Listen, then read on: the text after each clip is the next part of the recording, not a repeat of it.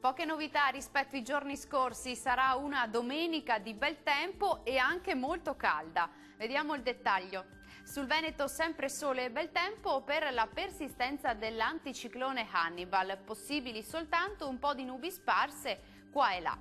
Come detto, clima caldo con temperature massime tra i 25 e i 30 gradi, minime tra 13 e 17 gradi circa. Spostiamoci ora a vedere la situazione del Friuli Venezia Giulia. Ancora una giornata di sole prevalente ovunque, salvo un po' di nubi sparse qua e là e qualche addensamento sui rilievi prealpini.